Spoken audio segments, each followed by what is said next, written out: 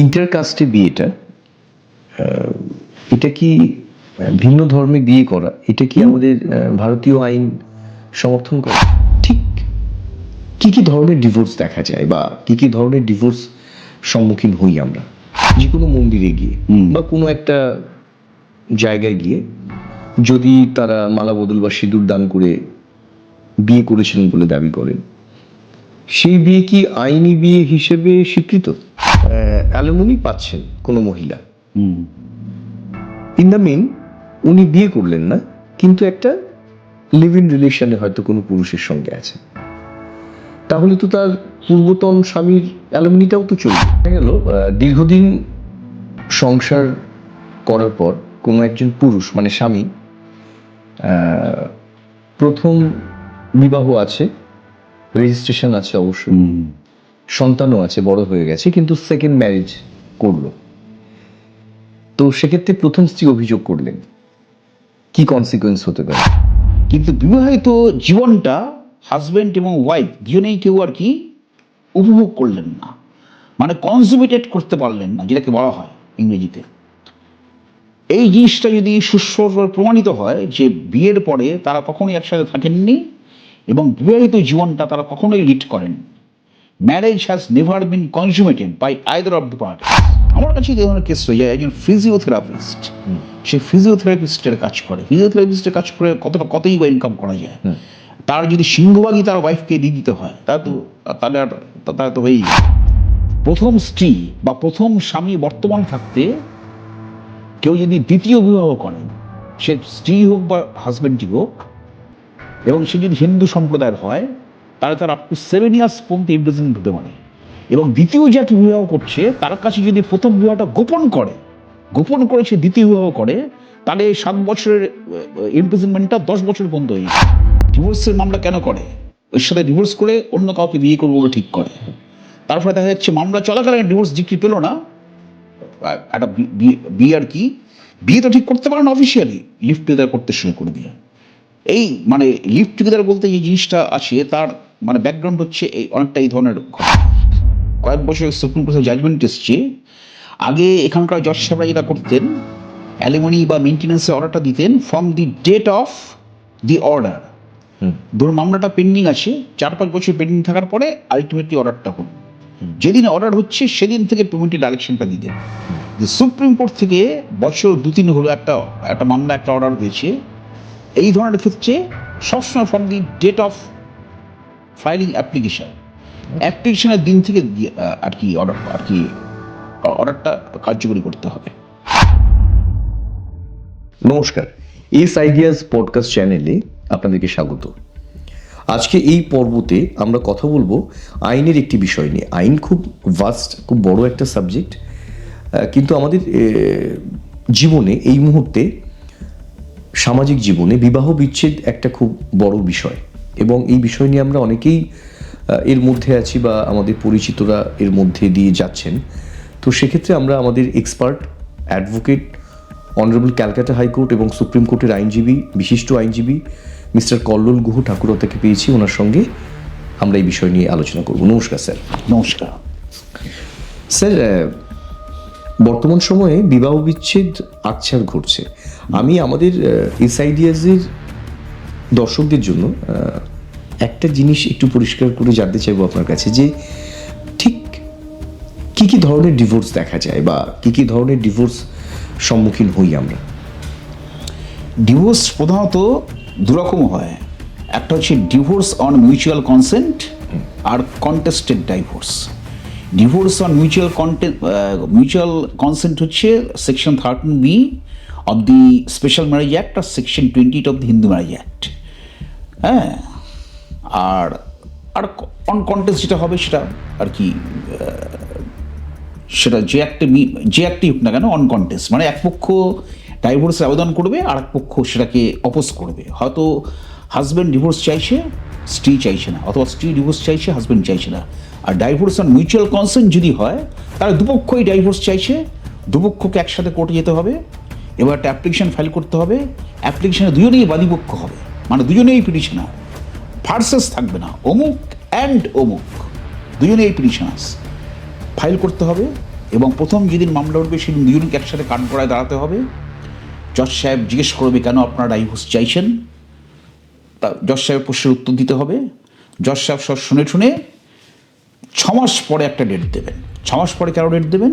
যদি এই 6 মাসে কোনো চেঞ্জ বা কিছু একটা হয় এরকম, নাহলে 6 মাস পরে তাদের আসতে হবে, এসে একই মানে জজ সাহেবকে কনফার্ম করতে হবে যে হ্যাঁ আমরা ডিভোর্স চাইছি। এটা স্যার মিউচুয়াল ডিভোর্সের কথা। মিউচুয়াল ডিভোর্স অনেক সময় দেখা যায় 6 মাসের মাঝখানে ইন বিটুইন একটা ডেট দেওয়া হয়, সেটা হচ্ছে মিডিয়েশনের জন্য অথবা রিকনসিলিয়েশনের জন্য ডেট দেওয়া হয়। যে একটা মানে আজকাল সব কোর্টে একটা করে মিডিয়েশন সেন্টার থাকে, including high court including supreme court. Mediation সেন্টারে গিয়ে ওই মধ্যস্থতাকারী যে তারা বোঝাবে কেন ডাইভোর্স করছো, বিয়ে করলে থাকো একসাথে, হ্যাঁ মধ্যস্থতা করবে আর কি। মিডিয়েশন আর কি, মিডিয়েশনও বলা হয়, রিকনসিলিয়েশনও বলা হয়। এর জন্য অনেক সময় ডেট দেওয়া হয়। সেটা যদি ফেল করে যায়, মানে রিকনসিলিয়েশন হওয়ার পরে আবার কোর্টে ব্যাক করে আসতে হবে। ব্যাক করে আসার পরে রিকনসিলিয়েশন রেজাল্টটা কোর্টকে জানাতে হবে। কোর্ট যদি দেখে যে রিকনসিলিয়েশন সাকসেসফুল, তাহলে তো ইটস অল রাইট, তাহলে পিটিশনটা ওখানে ডিসপোজড অফ হয়ে যাচ্ছে। মানে এই কী বলে ডাইভোর্স আর মিউচুয়াল কনসেন্ট যে অ্যাপ্লিকেশনটা, সেটা আর কি নাল অ্যান্ড ভয়েড হয়ে গেল। রিকনসিলিয়েশনে দেখা গেল রিকনসিলিয়েশন সাকসেসফুল, তারা এখন বিবাহিত জীবন লিড করবে বলে ঠিক করলো, তারা আর ডিভোর্স চায় না। কিন্তু রিকনসিলিয়েশন যদি সাকসেসফুল না হয়, তাহলে জজ সাহেবকে অর্ডারটি রেকর্ড করতে হবে রিকনসিলিয়েশন ফেইল্ড অথবা মিডিয়েশন ফেইল্ড বলে আবার একটা ডেট দেবে। দুটো ডেটের গ্যাপ অ্যাটলিস্ট 6 মাস হবে।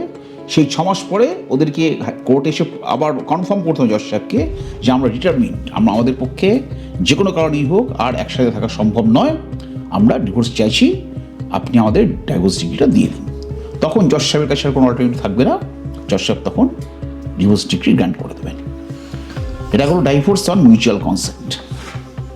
আর চ্যালেঞ্জের বিষয়টা স্যার? চ্যালেঞ্জের বিষয়টা হচ্ছে অ্যাজ ইউজুয়াল কোর্টে যেমন মামলা হয়, নানান রকম মামলা হয় কোর্টে। এক পক্ষ আবেদন করবে, আর এক পক্ষ সেটা অপোজ করবে। হয়তো হাজব্যান্ড ডিভোর্স চাইছে, স্টিভ ডিভোর্স চাইছে না, বলছে ডিভোর্স দিলে আমার কী হবে, আমার ভবিষ্যৎ কী হবে, ডিভোর্স দেওয়া যায় নাকি? আর ডিভোর্সে অনেকগুলো গ্রাউন্ড থাকে, সে প্যারামিটার্স মিট না করলে জজ সাহেবদেরও ক্রাইটেরিয়া রয়েছে, জজ সাহেবরাও জিজ্ঞেস করবে কেন ডিভোর্স চাইছো, কী অসুবিধে, নানা রকম প্যারামিটার্স, নানা রকম গ্রাউন্ড থাকে। সেগুলো ঠিক মতন আর কি স্যাটিসফাই না হলে ডিভোর্স ডিগ্রি গ্রান্টেড হবে না। আবার যদি সব ঠিকঠাক থাকে, জজ সাহেবদেরও কোনো উপায় নেই, ডিগ্রি গ্রান্ট করতেই হবে। হ্যাঁ, ওই কন্টেস্টেড ডাইভোর্স যেমন হয়। আর আরেক ধরনের ডাইভোর্স হয়, সেটা সেই ডাইভোর্স নয়, সেটা হচ্ছে ম্যারেজটাকে নাল অ্যান্ড ভয়েড হিসেবে ডিক্লেয়ার করা। আমরা বলি না ভয়েড ম্যারেজ, ওটাই আর কি। মানে বিয়ে হলো, সব কিছুই হলো, কিন্তু বিবাহিত জীবনটা হাজব্যান্ড এবং ওয়াইফ দুজনেই কেউ আর কি উপভোগ করলেন না, মানে কনজুমেটেড করতে পারলেন না, যেটাকে বলা হয় ইংরেজিতে। এই জিনিসটা যদি সুস্পষ্টভাবে প্রমাণিত হয় যে বিয়ের পরে তারা কখনোই একসাথে থাকেননি এবং বিবাহিত জীবনটা তারা কখনোই লিড করেননি, marriage has never been consummated by either of the parties, এই ব্যাপারে কোর্ট যদি স্যাটিসফাইড হয়, তাহলে কোর্ট সেই বিবাহটাকে নাল অ্যান্ড ভয়েড হিসেবে ডিক্লেয়ার করতে হবে। এটাকে বলা হয় nullity of marriage. Nullity of marriage মানে হচ্ছে অ্যাজ ই বিয়েটাই হলো না, মানে ডাইভোর্সের কোনো ব্যাপার নেই, বিয়েটাই হলো না। ডাইভোর্স হলে পরে কি হবে? একটা তকমা থেকে যাচ্ছে, she is a divorcee, that gentle is divorce. আগে বিয়ে হয়েছিল, সেই বিয়েটা ভেঙে গেছে, আবার নতুন করে সেকেন্ড ম্যারেজ করতে যাচ্ছে। নাল অ্যান্ড ভয়েড যদি ডিক্লেয়ার করা হয়, তাহলে আগের বিয়েটা পুরোপুরি বাতিল, আগে কোনো বিয়েই হয়নি, সে আবার নতুন করে বিয়ে করতে পারে, এবং that will be treated as their first marriage. প্রথম ম্যারেজটা নালিটি হয়ে গেল। এই ধরনের কেস কিন্তু মোটামুটি আকছাড় হয়, আমিও করেছি। নালিটি স্যার যদি এবং Hindu marriage act, special marriage act, দুরকম ম্যারেজ অ্যাক্টেই নালিটির প্রভিশন রয়েছে। স্যার এই যে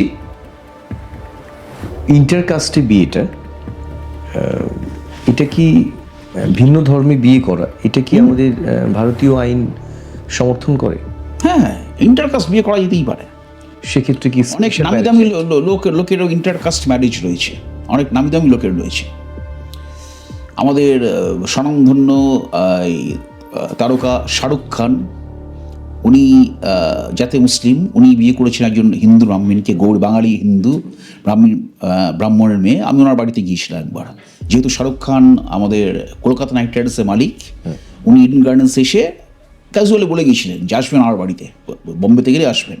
এবং ঘটনাচক্রে আমি আর আরেকটি ছেলে বম্বেতে গিয়ে ব্যান্ড স্ট্যান্ডে রাত্রি 11:40 সময় শাহরুখ খানের বাড়িতে গিয়ে পৌঁছেছিলাম।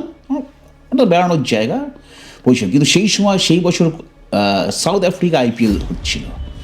শাহরুখ খান বাড়িতে ছিলেন না, কিন্তু কেয়ারটেকার আমরা কলকাতা থেকে এসেছি শুনে উনি আমাদের ভেতরে নিয়ে বসালেন, জল ফল খাওয়ালেন, খেয়ে জাস্ট একটা বাংলোটা একটু সামনেটা ঘুরে দেখালেন। দেখলাম বাড়ির ভিতরে মন্দির এবং মসজিদ দুটোই রয়েছে। আচ্ছা, হ্যাঁ, ওই গ্রাউন্ড ফ্লোরটা একটা লনটা একটা চক্কর নিয়ে দেখালেন, দুটোই রয়েছে। তার মানে কি, ওনার ওয়াইফের জন্য মন্দিরটা রেখেছেন উনি, আর নিজের জন্য মসজিদ, সবই আছে ওনার বাড়িতে, এরকম আর কি।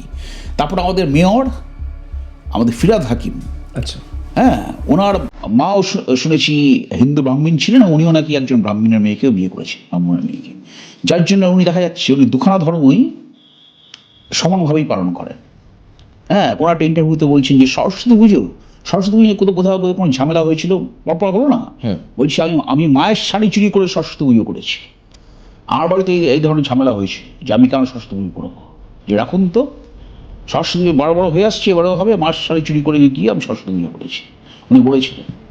তাহলে দেখা যাচ্ছে ওই চেতলগ্নী সঙ্গ বিশাল দুর্গাপুজো হয়, এবং আমরা সব মাঠের পাশেই কিন্তু মসজিদ রয়েছে, বেশ সুন্দর, বেশ বড় মসজিদ রয়েছে। যাই হোক, এটা ইন্টারকাস্ট ম্যারেজটা কোনো ব্যাপার নয়, এটা দেশে বিদেশে সব জায়গাতেই এটা চালু আছে, এবং এটা কোনো বেআইনিও নয়, কিছুই নয়। স্যার যে কোনোভাবে সামাজিকভাবে বিয়ে করাটা, আমি যে কোনোভাবে মানে এটা বলতে চাইছি, যে কোনো মন্দিরে গিয়ে বা কোনো একটা জায়গায় গিয়ে যদি তারা মালা বদল বা সিঁদুর দান করে বিয়ে করেছেন বলে দাবি করেন, সেই বিয়ে কি আইনি বিয়ে হিসেবে স্বীকৃত? মানে রেজিস্ট্রি করতেই হবে তবেই কি ডাইভোর্স নিতে হবে, না না, যে কোনো বিয়ে করলেই ডাইভোর্স নিতে হবে? এটা যদি একটু পরিষ্কার করুন। না না, আমাদের এই ভারতবর্ষে রেজিস্ট্রেশন অফ ম্যারেজ এখনো কম্পালসারি হয়নি। তবে ম্যারেজ রেজিস্ট্রি থাকলে সে বেশ কিছু আইনগত সুযোগ সুবিধা ভোগ করে, এটা ঠিকই। যেমন সরকারি অফিসে যারা কাজ করে তাদেরকে কিন্তু একটা ম্যারেজ রেজিস্ট্রেশন সার্টিফিকেট অফিসে জমা করতেই হয়, নাহলে পরে একটা পেনশন পাওয়ার ব্যাপার থাকে, নানা রকম ব্যাপার থাকে, এরকম আর কি। তা ওই মানে সোশ্যাল ম্যারেজ মানেই হচ্ছে ম্যারেজ, মানে Hindu rights and rituals follow করলেই, কোনো মন্দিরে গিয়ে বিয়ে করলেও that will be treated as marriage. Registration is not compulsory. Sir এই যে চ্যালেঞ্জ যদি কেউ করেন, মানে কেউ ওয়ান সাইড ডাইভোর্স চাইছেন, আরেক পক্ষ দিতে চাইছেন না, একটা আইনি লড়াই চলছে, তো এই সামগ্রিক প্রক্রিয়াটা ডিগ্রি পেতে মোটামুটি কত সময় লাগতে পারে? আচ্ছা, ডাইভোর্স আর মিউচুয়াল কনসেন্ট আমি যেটা বললাম, সেটা 6 থেকে 8 মাস লাগে ম্যাক্সিমাম। কারণ কেসটাকে ফাইল করতে হয়, ফাইল করার সময় দুজনকে একসাথে যেতে হয়, এবং এই মামলার আর একটা বিষয়ত্ব হচ্ছে, যেটা আমি আগে বললাম, দুজনেই হচ্ছে বাদীপক্ষ, দুজনেই পিটিশনার, অমুক অ্যান্ড অমুক। জেনারেল মামলায় যেমন লেখা থাকে অমুক ভার্সেস অমুক, এখানে ভার্সেস বলে কিছু নেই, অমুক অ্যান্ড অমুক, দুজনেই পিটিশনার। এবং এটার প্যারামিটার্স রয়েছে, মামলা ফাইল করার মাসখানেকের ভেতরেই প্রথম ডেটটা পড়বে, 1 থেকে 1.5 মাসের ভেতরে, বা আরও কোনো সময় পড়তে পারে, তারপর 6 মাস পরে নেক্সট ডেট, এর মাঝখানে মিডিয়েশনের জন্য একটা ডেট পড়তে পারে। গোটার প্রক্রিয়াটা সমাপ্ত হতে 6 থেকে 8 মাস লাগবে, এর বেশি নয়, ডাইভোর্স অন মিউচুয়াল কনসেন্টের ক্ষেত্রে। আচ্ছা, ডাইভোর্স অন কনসেন্ট যদি হয়, তখন একটা জেনারেল মামলার মতন হয়ে যাচ্ছে। এক্স্যাক্টলি কত সময় লাগবে এটা বলা খুব মুশকিল, এটা নির্ভর করে দুপক্ষের আইনজীবীদের উপরে, তারপরে যে কোর্টে মামলাটা চলছে সেই কোর্টের মানে কত মামলার আর কি রাশ কীরকম, বা যে বিচারকের ঘরে মামলা চলছে তার ঘরে কত মামলা এখন পেন্ডিং রয়েছে, কতদিন বাদে বাদে ডেট পড়বে, তার উপর নির্ভর করছে। নর্মালি 1 থেকে 1.5 মাস বাদে বাদে ডেট পড়ার কথা, কিন্তু দেখা যায় মামলার ভিড় থাকার জন্য 3 মাস 4 মাস বাদে ডেট পড়ছে। এই ধরনের ডেট যদি পড়তে থাকে তাহলে তো সময় লাগবে, 4-5 বছর লেগে যেতে পারে, এবং এতে অনেকে বীতশ্রদ্ধ হয়ে যায়। বীতশ্রদ্ধ হয়ে ধরুন মানে ডিভোর্সের মামলা কেন করে, ওর সাথে ডিভোর্স করে অন্য কাউকে বিয়ে করবো বলে ঠিক করে, তারপরে দেখা যাচ্ছে মামলা চলাকালীন ডিভোর্স ডিগ্রি পেল না, একটা বিয়ে আর কি, বিয়ে তো ঠিক করতে পারে না অফিসিয়ালি, লিভ টুগেদার করতে শুরু করে দিল। এই মানে লিভ টুগেদার বলতে যে জিনিসটা আছে তার মানে ব্যাকগ্রাউন্ড হচ্ছে অনেকটা এই ধরনের ঘটনায়। তাতে করে স্যার মূল মামলার মেরিটে কোনো কি এফেক্ট না, এফেক্ট কি করে হবে?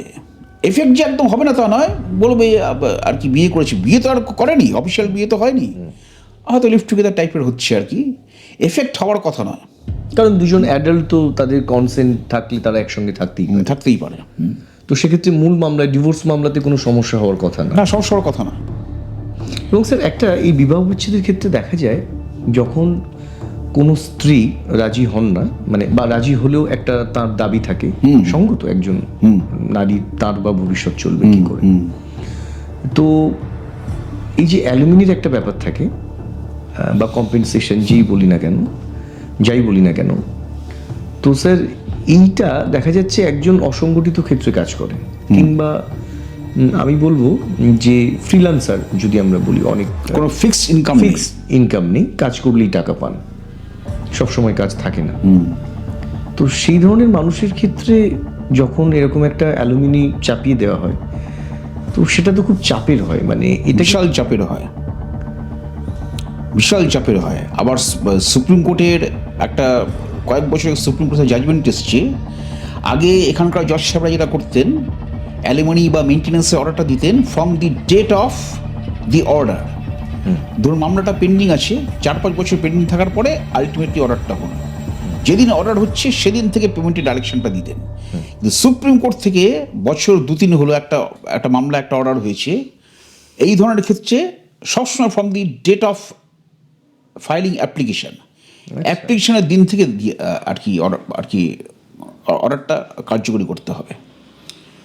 এটা বিশাল চাপের ব্যাপার। তার মানে কি, এরিয়ার ধরুন একটা কেস 4-5 বছর ধরে চললো, 4-5 বছরে যে অ্যালুমিনিটা ধরুন মাসে 5,000 টাকা করে দেওয়া হলো, হ্যাঁ, from the date of the order দিলে পরে ঠিক আছে 5,000 টাকা কোনো রকম ম্যানেজ করে আমরা দিচ্ছি প্রতি মাসে, কিন্তু from the date of application দিলে পরে কি হবে, কি এই পুরো এরিয়ারটা দেওয়ার চাপটার উপর পড়ে যাচ্ছে, যার ফলে আর কি ন্যাচারালি পেমেন্ট ফেল করবে। হ্যাঁ, এই ধরনের নানা রকম কমপ্লিকেসি সবসময় হচ্ছে, মানে 1 মাস 2 মাস দিচ্ছে, তারপরে দিচ্ছে না, তারপর আবার ওদেরকে ওই মানে ধরুন ওয়াইফকে আবার মামলা এক্সিকিউশন পিটিশন ফাইল করতে হচ্ছে, কমপ্লিকেটেড হচ্ছে আর কি। স্যার একটা জিনিস লক্ষ্য করে দেখা গেছে, যেসব হাজবেন্ডরা কম্পেনসেশন দেওয়ার কথা, তো স্ত্রীকে কম্পেনসেশন দেবে, বা ধরুন কোনো বাচ্চা আছে তার জন্যে, তারা কিন্তু নর্মাল কোর্সেই কম্পেনসেশন দিয়ে আসছে কোর্টের অর্ডার ছাড়াই। হ্যাঁ, কিন্তু এই যে আপনি যেটা বলেন অসংগঠিত ক্ষেত্রে কাজ করছে বা ফ্রিল্যান্সিং করছে, কোনো ফিক্সড ইনকাম নেই, তাদের পক্ষে এই মেনটেন্যান্স দেওয়াটা বিশাল চাপের ব্যাপার, বিশেষ করে যদি এরিয়ার দিতে হয়, বিশাল চাপের ব্যাপার। আমার কাছে এই ধরনের কেস হয়ে যায়, একজন ফিজিওথেরাপিস্ট, সে ফিজিওথেরাপিস্টের কাজ করে কতই বা ইনকাম করা যায়, তার যদি সিংহভাগই তার ওয়াইফকে দিয়ে দিতে হয়, তাহলে তো হয়েই গেল। হ্যাঁ, এবং দেখা যায় এই যে স্ত্রী যারা এটা দাবি করছে এবং যারা পাচ্ছেন স্বামীর কাছ থেকে, মানে তার আগের স্বামীর কাছ থেকে যে পাচ্ছেন অ্যালুমিনিটা, তার হয়তো বিয়ে হয়ে গেল, অন্য আরেকজনের সঙ্গে বিয়ে করলেন, তখন কি অ্যালুমিনিটা চলবে না বন্ধ? না, বন্ধ হয়ে যাবে। মানে স্ত্রী মানে ডিভোর্স হয়ে গেল তো না, অ্যালিমনি তো মানে ওই ফাইনাল অর্ডার হয়ে যাওয়ার পরে একটা পার্মানেন্ট অ্যালিমনির অর্ডার হয়, পার্মানেন্ট অ্যালিমনি, মানে ওই মানে জেনারেলি যেটা হয় আর কি, মানে 1 লপ্তে টাকাটা দিয়ে দিতে হবে, দিলে পরেই ব্যাস মুক্ত আর কি। আর যদি মান্থলি যেটা হয় সেটা হচ্ছে মেইনটেনেন্স হয়ে যাচ্ছে আর কি, মেইনটেনেন্স। সেটা কতদিন? সেকেন্ড যদি ম্যারেজ হয়, সেকেন্ড ম্যারেজ হলে পরে তাহলে কিন্তু প্রথম ম্যারেজ থেকে মানে মেইনটেনেন্সটা কিন্তু বন্ধ হয়ে যাবে। এটা যখন প্রথম সেকেন্ড ম্যারেজ যখন, হ্যাঁ, আর যদি স্ত্রী যদি কোথাও চাকরি করে এবং চাকরিটা মোটামুটি ভালো চাকরি, স্ট্যান্ডার্ড চাকরি, হাজবেন্ডের স্ট্যান্ডার্ড অফ লিভিং এর সাথে মানানসই, সেক্ষেত্রে সে কিন্তু she will not be entitled to any kind of alimony or maintenance, যদি স্ত্রী চাকরি করে। এটা একটা ব্যাপার আছে। হ্যাঁ, যে সুপ্রিম কোর্ট যে মামলার পরিপ্রেক্ষিতে আমি যেটা বলছিলাম, ওই মামলাতেই বলা রয়েছে মেইনটেনেন্স চাইতে হলে পরে দুপক্ষকেই, হাজব্যান্ড এবং ওয়াইফ দুপক্ষকেই এফিডেভিট অফ অ্যাসেটস জমা করতে হবে। এফিডেভিট অফ অ্যাসেটস, তার কার কি সম্পত্তি আছে, বাড়ি গাড়ি কি আছে, এফিডেভিট অফ অ্যাসেটস, এবং সে কোথায় চাকরি করে বা কোথায় সেখানে কি স্যার পৈতৃক সম্পত্তিটা কি রিফ্লেক্ট করতে হয়, করাতে হয়? হ্যাঁ, মানে পৈতৃক সম্পত্তি otherwise he or she is entitled to. এবং ওখানে সে কোথাও চাকরি করে কি না, মান্থলি ইনকাম কত সেটাও ডিসক্লোজ করতে হবে। যদি দেখা যায় স্ত্রীও চাকরি করছে এবং তার মান্থলি ইনকাম সাফিসিয়েন্ট নিজেকে মেনটেন করার মতন, ওর যদি মনে করে, তাহলে স্ত্রীকে কোনো অ্যালুমনি দেবে না বা মেনটেন্যান্স গ্র্যান্ট করবে না। আবার যদি এমন দেখা যায় হাজব্যান্ডের আয় বিশাল, 5 লাখ টাকা আয়, সেক্ষেত্রে স্ত্রীও চাকরি করে ঠিকই, স্ত্রী 50-60 টাকা, সেই ক্ষেত্রে কিন্তু একটা অ্যালুমনি দেওয়ার বা মেনটেন্যান্স দেওয়ার ডাইরেকশন হবে। স্যার এই ব্যালেন্সটা কিভাবে হয়? স্ট্যান্ডার্ড অফ লিভিংটা এটা কোর্ট ডিসাইড করবে। স্যার যদি হাজবেন্ড ডাক্তার, স্ত্রীও ডাক্তার, এই ক্ষেত্রে এরকম ক্লেম হয়েছিল, দুইই ডাক্তার কিন্তু স্ত্রী হাজবেন্ডের কাছ থেকে অ্যালিমনি চাইছে। বলি না, তুমি ডাক্তার, তুমি প্রফেশন থেকে তুমি আয় করবে, অ্যালিমনি আবার কিসে? ডাক্তার হয়ে কি অ্যালিমনি চায়? অ্যালিমনি গ্র্যান্ট করেনি। আচ্ছা, ডিভোর্স গ্র্যান্ট করেছে, হ্যাঁ, কিন্তু অ্যালিমনি গ্র্যান্ট করেনি।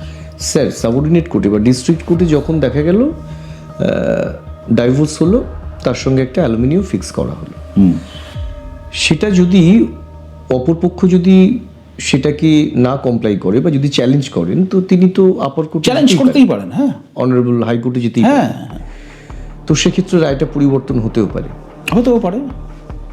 ধরুন অ্যালিমনির পরিমাণটা খুব কম, ওয়াইফের মতে আর কি খুব কম। আমার কাছে রিসেন্টলি আর কেস এসেছে, না সেটা হাইকোর্টে আবেদন করতেই হবে অ্যালিমনিটা বাড়ানোর জন্য। স্যার একটা প্রশ্ন, সেটা হচ্ছে অ্যালুমিনি পাচ্ছেন কোনো মহিলা, ইন দ্য মিন উনি বিয়ে করলেন না, কিন্তু একটা লিভ ইন রিলেশনে হয়তো কোনো পুরুষের সঙ্গে আছে, তাহলে তো তার পূর্বতন স্বামীর অ্যালুমিনিটাও তো চলবে, মানে মেনটেনেন্সটাও তো চলবে। এটা তো স্যার ইনজাস্টিস, মানে socially to some extent injustice. আমি স্যার একটা জিনিস অ্যাড করি, যদি মাইনর চাইল্ড থাকে মহিলার, তার মহিলার কাছে মায়ের কাস্টাডিতে আছে, তার জন্য তো আলাদা আর কি পেমেন্ট অর্ডার হয়, আলাদা মেইনটেনেন্স অর্ডার হয় চাইল্ডের জন্য। কিন্তু তার পিতা যদি কাস্টাডিতে চান যে আমার সন্তানকে আমি আমার কাছে রাখবো, হ্যাঁ, নিয়ম হচ্ছে as per guardians and words act, up to 7 years mother is the natural and legal guardians, and after 7 years father is the natural and legal guardian subject to the welfare of the child.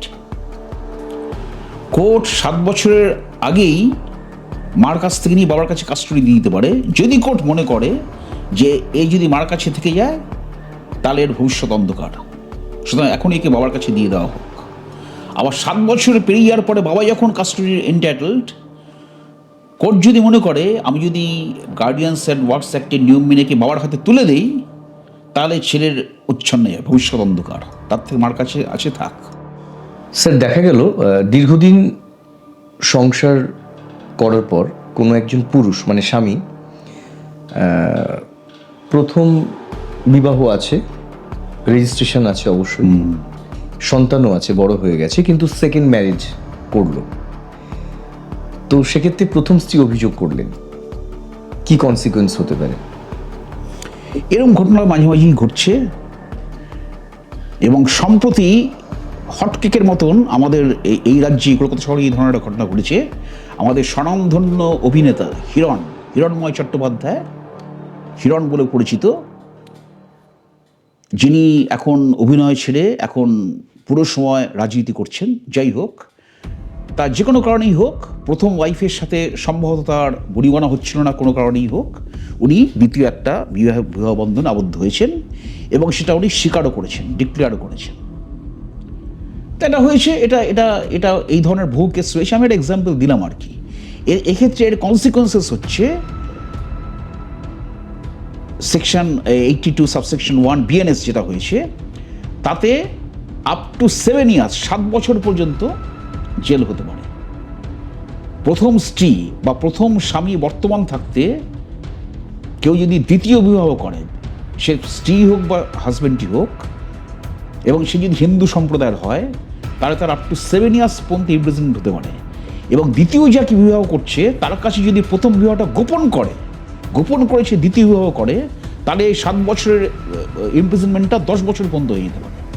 আইনের provision রয়েছে, কিন্তু যতই এর provision থাক, এই অফেন্সটা হচ্ছে otherwise নন cognizable এবং bailable. হ্যাঁ, নন কগনিজেবল মানে হচ্ছে পুলিশ মানে অভিযোগ পাওয়া মাত্রই অ্যারেস্ট করবে না, কোর্ট থেকে একটা অর্ডার আসার পরেই তবে অ্যারেস্ট করবে। আর কগনিজেবল অফেন্স হচ্ছে যেমন মার্ডার কেস বা চুরি ডাকাতি রাহাজানি, এগুলো কগনিজেবল অফেন্স। পুলিশ খবর পেলেই কোনো রকম কোর্টের ওয়ারেন্ট বর্ডার ছাড়ি তাকে অ্যারেস্ট করে তুলে আনতে পারে, তুলে এনে পরদিন তাকে কোর্টে পুলিশ করে। তা এই যে 7 বছর পর্যন্ত জেল বা 10 বছর পর্যন্ত যতই হোক না কেন, অফেন্সটা হচ্ছে আদারওয়াইজ নন কগনিজেবল এবং বেলেবল।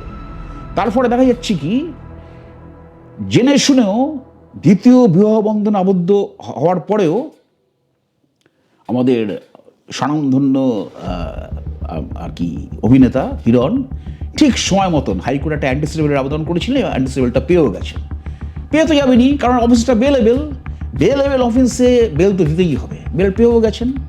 এখন পুরো বিচার প্রক্রিয়া সমাপ্ত হওয়ার পরে যদি দেখা যায় যে হিরণ কোনো একটা দোষ করেছেন, অফেন্স করেছেন, প্রথম স্ত্রী বর্তমান থাকা অবস্থাতে তিনি দ্বিতীয় বিবাহ করেছেন, তাহলে তার জেল বা জরিমানা হতেই পারে up to 7 years. Up to 7 years মানে ম্যাক্সিমাম 7 ইয়ার্স। এটা 1 বছর হতে পারে, 6 মাস হতে পারে, 2 মাস হতে পারে, 1 মাস হতে পারে, 1 সপ্তাহ হতে পারে, 2 সপ্তাহ হতে পারে। এটা কনসার্ন যে জজ সাহেবের ঘরে মামলাটা থাকবে তার উপরে তার ডিসকাশন। এটা এই স্যার এই জায়গায় স্যার আমার একটা প্রশ্ন, হ্যাঁ। সেটা হচ্ছে যে যখন আপনি বলছেন যে বিচার চলবে এবং তারপরে সেটা ভার্ডিক্টে বোঝা যাবে যে আপ টু 7 ইয়ার্স কতদিন তার জেল যাপন, যদি সে দোষী সাব্যস্ত যদি হয়, দোষী সাব্যস্ত হয়। কিন্তু হ্যাঁ। স্যার এখানে তো আপনি যে ঘটনাটার উদাহরণ দিলেন, সেই ঘটনাতে তো উনি বলছেন, মানে মিস্টার চট্টোপাধ্যায় বলছেন যে আমি বিয়ে করেছি, হ্যাঁ, উনি অ্যাডমিট এবং যাকে করেছেন তিনিও অ্যাডমিট করছেন। মানে এটা তো স্যার মানে কনফেশন হয়েই গেল। তো তাহলে স্যার প্র্যাকটিক্যালি তাই। বিচার অবস্থা আমরা যেটা দেখি, প্রথমে একটা চার্জশিট ফাইল করা হয়, মানে একটা এফআইআর হয়। এফআইআর হওয়ার পরে পুলিশ একটা কেস স্টার্ট করে, তদন্ত করে কোর্টের কাছে চার্জশিট ফাইল করে। চার্জশিট ফাইল করার পর চার্জশিটের কপি সব পক্ষে দেওয়া হয়, দেখিয়ে চার্জশিট সম্বন্ধে কারোর যদি কোনো আপত্তি থাকে তাহলে তাকে একটা নারাজি পিটিশন ফাইল করতে হয়। নাহলে পরে চার্জশিট দেখিয়ে দোষী ব্যক্তিকে প্রশ্ন করা হয় যে আপনার বিরুদ্ধে এই অভিযোগ, আপনি দোষী না নির্দোষ বলুন। সে যদি দোষী বলে দেয়, মামলা তার ওখানেই শেষ। জজ সাহেব ফার্দার কোনো ট্রায়াল ফাইল কিচ্ছু হবে না, জজ সাহেব ওই কেসটাকে শুনে রায় দিয়ে দেবেন, কেস ক্লোজড। উনি যদি নির্দোষ বলেন তবেই ট্রায়াল শুরু হবে, মানে বিচার ব্যবস্থা তখন থেকেই শুরু হবে। এখন দেখা যাক এই ক্ষেত্রে পুলিশ একটা চার্জশিট ফাইল করবে, চার্জশিট হোক বা ফাইনাল রিপোর্ট হোক, যাই হোক ফাইল করবে। ফাইল করার পর ওনাকে প্রশ্ন করা হবে যে এই বিরুদ্ধে অভিযোগ, আপনি দোষী না নির্দোষ। উনি যদি বলে দেন যে আমি দোষী, মামলা ওখানেই শেষ। জজ সাহেবকে তখন আর কি একটা অর্ডার পাস করতে হবে। তবে প্রথমেই যখন দোষী বলে দিচ্ছেন, এইসব ক্ষেত্রে জজ সাহেবরা খানিকটা লিলিয়েন্ট ভিউ নিতে পারেন। আপ টু 7 ইয়ার্স ইমপ্রিজনমেন্টের জায়গায় 7 বছর হচ্ছে ম্যাক্সিমাম। ওটা 7 মাস হতে পারে, 6 মাস হতে পারে, 2 মাস হতে পারে, 1 মাস হতে পারে। জজ সাহেব ঠিক করবেন কত মাসের জেল দেবেন, বা আদৌ জেল দেবেন কিনা। কিংবা হয়তো এমনও ঘটনা ঘটেছে 1 দিনের জন্য কারাগারে পাঠানো হয়েছে। বিশেষ করে স্বনামধন্য ব্যক্তিদের ক্ষেত্রে দেখা যাচ্ছে, সুপ্রিম কোর্টে এই ধরনের কেস হয়েছিল, জাস্ট 1 ডে, 1 দিনের জন্য তাকে জেলে পাঠানো হলো, পাঠিয়ে শেষ। এখন দেখা যাক কী দাঁড়ায় শেষ পর্যন্ত। এফআইআর হয়েছে, কেসও চালু হয়েছে, উনি বেলও পেয়েছেন, অ্যান্টিসিপেটরি বেল, আগাম জামিন পেয়েছেন। আগাম জামিন পেয়ে রেগুলার, মানে যে কোর্টে মামলা চলছে সেখান থেকে রেগুলার বেলও নিয়ে নিয়েছেন। এবারে দেখা যাক ভবিষ্যতে বলবে কী দাঁড়াচ্ছে। তবে বিষয়টা খুব ইন্টারেস্টিং। এই ধরনের ঘটনা মানে আকছারি ঘটছে, যেহেতু একজন ফিল্ম স্টার এবং রাজনীতিবিদ এই ঘটনায় জড়িয়ে পড়েছেন, ওই জন্য অ্যাট্রাকশনটা ওদিকে এখন আর কি, জনগণের অ্যাট্রাকশনটা ওই দিকে ধাবিত হয়েছে। জনগণও জানতে পারবে যে এই ধরনের কেসে আলটিমেটলি কী হয়। স্যার, লার্নেড কোর্ট কিংবা অনারেবল কোর্ট কোনো একজন অ্যাকিউজডকে কোর্টে অ্যাপিয়ার করতে বললেন, সেই অ্যাকিউজড হয়তো মেম্বার অফ পার্লামেন্ট কিংবা বিধানসভার সদস্য। তো সেখানে দেখা গেল বিধানসভা বা পার্লামেন্টে কোনো অধিবেশন চলছে, সেখানে তাকে অ্যাপিয়ার হতে হবে। তো সেই গ্রাউন্ডে না আসা, কোর্টে নন অ্যাপিয়ার হওয়াটাকে কোর্ট কিভাবে দেখে? কোর্টের কাছে আবেদন করতে হবে, যে কারণ দেখিয়ে যে আমি একজন এমপি, পার্লামেন্টের সেশনস চলছে, আমাকে এখন পার্লামেন্টে থাকতে হচ্ছে, এই সময় কোটা সম্ভব না, তুমি আমাকে আরেকটা ডেট দাও। সাধারণ মানুষের ক্ষেত্রে কি এইটা অ্যাপ্লিকেবল? আমি যদি আমার পেশাগত কারণ দেখাই, দেখানো যেতে পারে। কোর্ট হয়তো একদিন বা দুদিন কনসিডার করতে পারে, কিন্তু আলটিমেটলি কিন্তু আসতে হবে। আমি হাইকোর্টে বসে বহু নামি দামি ভিআইপি, মিনিস্টার, এমপি, এমএলএ আকছাড় দেখছি, রেগুলার ইন্টারভিউ তারা কিন্তু কেউ না কেউ হাজিরা দিচ্ছে। কোর্ট বললে তাই কিন্তু আসতে হবে। নেহাতে যদি কোনো অসুবিধা থাকে কোর্টের কাছে আবেদন করতে হবে, যখন মামলাটা ডাকবে কোর্টের কাছে কোর্টকে জানাতে হবে যে এই কারণে সে আসতে পারেনি, কাইন্ডলি আর একটা ডেট দিন। কোর্ট যদি স্যাটিসফাইড হয় আর একটা ডেট দেবে, কিন্তু এক্সামিনেশন করা যাবে না, আসতে হবে, আলটিমেটলি আসতে হবে। স্যার আমি ওই অ্যালুমিনি বা ওই যে কম্পেনসেশনের মেনটেনেন্সের জায়গায় একটু আসতে চাই। সেটা হচ্ছে দেখা গেল কোনো স্বামী তার স্ত্রীকে অনেক স্থাবর অস্থাবর সম্পত্তি দিয়েছেন কনজুগাল লাইফ চলাকালে, ডাইভোর্সের আগে, বিচ্ছেদের আগে তার নামে সম্পত্তি দিয়েছেন, বাড়ি দিয়েছেন, অনেক গয়না দিয়েছেন। এবার দেখা গেল তাদের বিচ্ছেদটা ম্যাচিওর করে গেল এবং বিচ্ছেদ হলো। তখন স্ত্রী যদি ক্লেম করে, নিশ্চয়ই করবেন, তখন কি স্বামী দেখাতে পারে যে অলরেডি আমি আমার স্ত্রীকে এই এই জিনিসগুলো দিয়েছি এবং যার বাজার মূল্য এই, সেটা কি কোনো কারণে অ্যালুমিনি আটকানো বা একেবারে নমিনাল করার জন্য কারণ হতে পারে ওনার আগে দেওয়া? হ্যাঁ, অ্যালিমনির অ্যামাউন্টটা এফেক্টেড হতে পারে। কোর্ট যদি এই কথা জানে যে এইগুলো অলরেডি দেওয়া রয়েছে এবং হাজব্যান্ড সেগুলো আর ফেরত দেবেন না বা কিছু, the amount of alimony can be effected, can be determined to some extent, it can be lowered down to some extent. অসংখ্য ধন্যবাদ স্যার। আসলে আমাদের দর্শকদেরকে জানাতে চাই, আইনে এরকম অনেক বিষয়, এগুলো অনেক সময় অনেক ভিডিও দেখে হয়তো আমাদের কাছে অনেক কিছু জানতে পারি আমরা, তার পাশাপাশি অনেক কিছু জানার ইচ্ছে আরও তৈরি হয়। তো আমাদের সঙ্গে স্যার কথা দিয়েছেন, যদি আমাদের এই ভিডিওতে আপনারা কমেন্ট বক্সে আপনারা কমেন্ট করেন এবং আপনাদের পার্টিকুলার কোনো বিষয় নিয়ে জানার ইচ্ছে থাকে বা প্রয়োজন হয়, বা তাহলে স্যারের সঙ্গে কিন্তু আমরা পুনরায় একটা এপিসোড করতেই পারি, বা স্যারের সঙ্গে আপনারা যোগাযোগও করতে পারেন। দেখতে থাকুন এস আইডিয়াস পডকাস্ট। নমস্কার। নমস্কার, সকলে ভালো থাকবেন।